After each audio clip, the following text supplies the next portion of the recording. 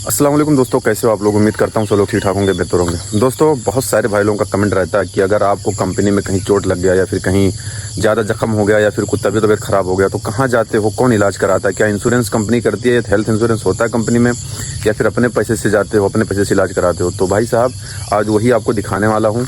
ये है कंपनी द्वारा दिया गया पेपर। ये होता है सुपरवाइजर या मैनेजर इशू करके देता है। तो हम जाते हैं कंपनी के मेडिकल पे। वहाँ पे क्या होता है, कंपनी का डॉक्टर बैठता है, कंपनी का अस्पताल होता है। अपना एक भी रिंगिट लगने वाला नहीं होता है। सारा जो है जितना भी आप चाहे 100 रिंगिट का जो है इलाज कराओ, 200 का कराओ, 500 का कराओ, सब फ्री होता है। क्योंकि जब हम इंडिया से यहाँ आते हैं ना, मलेशिया में, तो इंडिया से ही जो हमारा हेल्थ इंश्योरेंस बना के हमको दे दिया जाता है। अभी चाहे 500 का इलाज कराऊं मैं, 1000 का इलाज कराऊं या फिर 10 रिंगिट का इलाज कराऊं, सब कुछ कंपनी पे करेगी। कोई खास बड़ा अस्पताल नहीं है। चलो मैं आपको दिखाता हूं, वीडियो में बने रहिए। ये है हमारा रूम। बहुत सारे भाई लोग पूछते रहते हैं ना, लकड़ी के रूम में रहते हो कि कैसा आरसीसी घर है। नहीं, ये लकड़ी का रूम है भाई। ऐसे ऐसे करके सारे वर्कर्स का घर ऐसे, ये देखो लाइन से ही। ये हमारे मलेशिया का गाँव, खूबसूरत गाँव आप देख सकते हो। ये देखो सुबह का कुछ माहौल ऐसा रहता है भाई यहाँ पे। तो चलिए, अभी तक मैं दिखाया नहीं कि कंपनी का मेडिकल कैसा होता है, कहाँ है। तो इस वीडियो में बने रहिए, आपको सब दिखाता हूँ मैं। और बहुत सारे भाई लोगों का सवाल ये भी होगा कि अगर 5 दिन, 8 दिन, 10 दिन तक आप लगातार बीमार हैं या फिर कोई चोट लग गई या फिर कैसे ऐसी इंजरी हो गई कि आप चल नहीं सकते या फिर कुछ काम कर नहीं सकते, तो वो टाइम पे क्या 8 दिन 10 दिन का सैलरी कंपनी पे करके देती है क्या, या फिर आपका नुकसान होता है?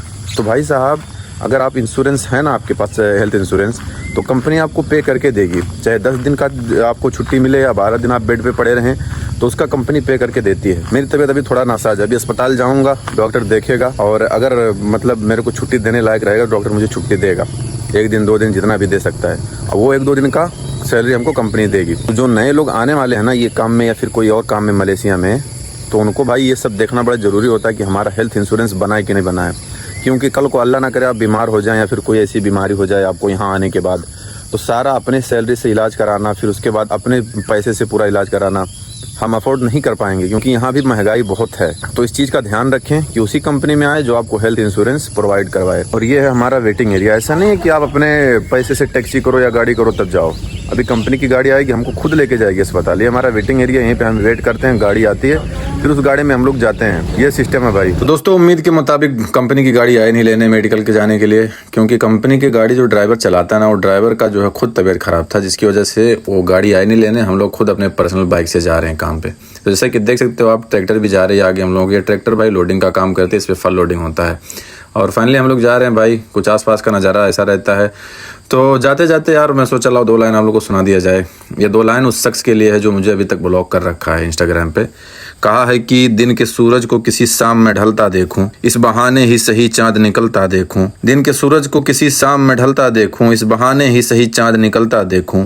तेरी फितरत है भले रंग बदलना, लेकिन मेरी हसरत है तुझे रंग बदलता देखूं। और लास्ट 2 लाइन ये है कि मेरी हसरत है तुझे रंग बदलता देखूं। थी मेरे बाप की मेरी भी यही ख्वाहिश है, थी मेरे बाप की मेरी भी यही ख्वाहिश है, अपने बेटे को सही राह पे चलता देखूं।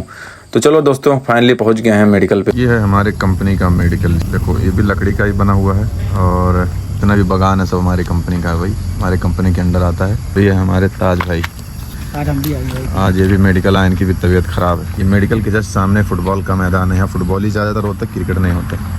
तो आइए चलो मेडिकल के अंदर दिखाते हैं क्या माहौल है। अपने यहाँ हॉस्पिटल या छोटा सा मेडिकल स्टोर में क्या होता है, बहुत ज़्यादा भीड़ होती है, मरीजों की लाइन लगी होती है। लेकिन यहाँ पे देखो साफ़ सफाई इसका वजह समझें या कुछ और समझें, यहाँ पे मरीज बहुत कम आते हैं भाई। जैसा कि आप देख सकते हो पूरा अस्पताल खाली है, सब लोग फ्रेश रहते हैं। यहाँ फ्रेश एयर मिलता है, जिसकी वजह से उतनी बीमारी नहीं फैलती है। तो फाइनली दवा ले लिए भाई। और ये देखो, आप लोग सोच रहे होंगे भाई तकलीफ क्या थी, तुमको अच्छे खासे तो दिख रहे हो भाई। ये चेस्ट में पेन हो रहा था। मेरी बड़ी ख़राब आदत है उल्टा सोने की, पेट के बल सोने की, जिसकी वजह से यहाँ पेन हो रहा था। तो डॉक्टर ने दवा दिया 1 दिन का और 1 दिन की छुट्टी दी है। छुट्टी का मतलब ये हो कि अगर आज मैं काम नहीं भी करूँगा ना, तो भी मुझे पैसे मिल जाएंगे, कंपनी पैसा दे देगी। ये हमारा मेडिकल। डॉक्टर को बोला कि भाई एक्सरे कर दो, अगर एक्सरे या फिर ब्लड टेस्ट हो जाए तो और बेहतर रहेगा, पता चल जाएगा क्या तकलीफ़ है। तो डॉक्टर ने बोला, सब चेक किया, पूरा ये चेस्ट चेक किया और ब्लड प्रेशर चेक किया, तो बोला कुछ नहीं है, बाकी सब नॉर्मल है। और ये दर्द का दवा दिया है और बोला है कि पेट के बल मत सो, क्योंकि चेस्ट जो है दबने का डर रहता है और लंग्स वगैरह पे जो है असर पड़ने का डर है, जिसकी वजह से डॉक्टर ने सजेस्ट किया है कि पेट के बल मत सो। तो भाई जितने भी लोगों की आदत है ना पेट के बल सोने की, मेरे जैसा, वो पेट के बल ना सोए नहीं तो भाई तकलीफ़ हो सकती है फ्यूचर में। आज से मैं अपनी आदत को सुधारूंगा ज़रूर। तो भाई आए हैं किराने की दुकान पे और सोचे कि कुछ खाने के लिए ले लिया जाए, क्योंकि कभी कभार तो खुलता है ये, अब थोड़ा सा कुछ ले लिया जाए तो बेहतर रहेगा, क्योंकि तबीयत भी ख़राब है। आप कहाँ, इंडिया से हो कि पाकिस्तान से? अफगानिस्तान से? अफगानिस्तान से। यहाँ क्या कर रहे हो? दोस्तों एक किराने की दुकान में आए थे बिल्ली के लिए खाना लेने और अपने लिए दूध लेने। तो फ्रिज में देख ढाले दूध कहीं दिखा ही नहीं भाई, क्योंकि यहाँ पे जल्दी दूध मिलता भी नहीं है। पाउडर वाला दूध मिलता है, लिक्विड मिलता ही नहीं है।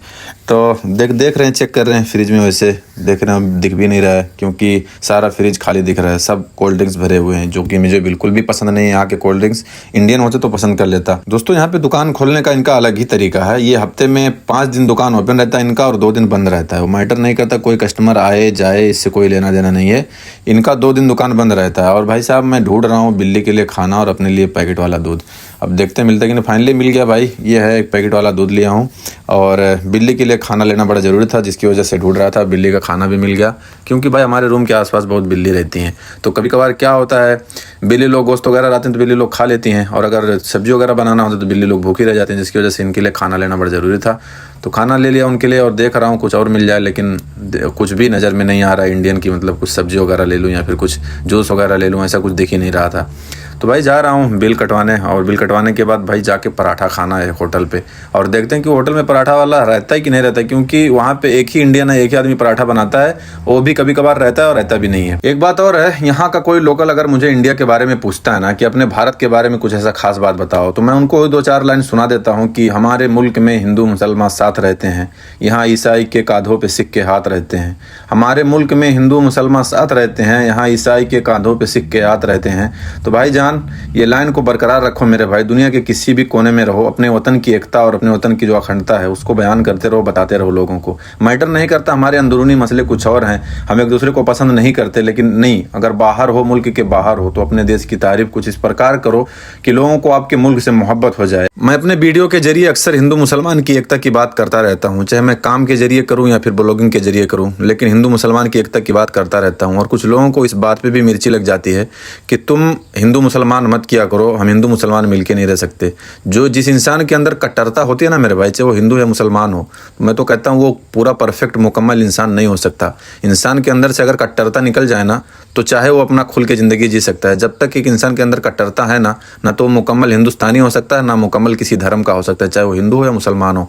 मेरे इस बात से ज़रूर कुछ लोगों को ठेस पहुंचेगी, लेकिन हकीकत है मेरे भाई। यकीन मानो मेरे भाई, जब भारत के बारे में मैं ऊट पटांग देखता हूँ, यहाँ के अखबारों में छपा हुआ कि हिंदुस्तान में ऐसा हुआ वैसा हुआ, यहाँ के लोग आपस में मिलके नहीं रहते, या फिर हिंदू मुसलमान के ऊपर अटैक किया, मुसलमान हिंदू के ऊपर अटैक किया, सबसे ज़्यादा बुरा मेरे को लगता है। तो चलो, मेरा काम है अपने ब्लॉग के जरिए, अपने वीडियोज़ के जरिए मोहब्बत और भाईचारा का पैगाम देना। बाकी मानना ना मानना आपका काम है। अच्छी चीज़ों को मानना, बुरी चीज़ों को अवॉइड करना, ये सीखना चाहिए इंसान को। फाइनली पहुंच गए होटल पे, सोचा ला कुछ पराठा वगैरह खा लिया जाए, लेकिन जैसा कि मैं बोला था कि पराठे वाला रहता नहीं रहता है, तो इस बार हमारी नसीब ख़राब है, पराठा वाला नहीं है। तो हम लोगों ने जो है कोल्ड कॉफ़ी ऑर्डर करी। फाइनली कोल्ड कॉफ़ी आ गया भाई, और इसको जो है बहुत पसंद करते हैं हम यहाँ पे, क्योंकि इंडिया का चाय हम मिलता नहीं है भाई। अब यही पी के जाना पड़ेगा रूम पे। फाइनली दोस्तों मेडिकल से रूम आ गए हैं, और अभी रूम पे करना क्या है, थोड़ा सा खाना खा के आराम करना है।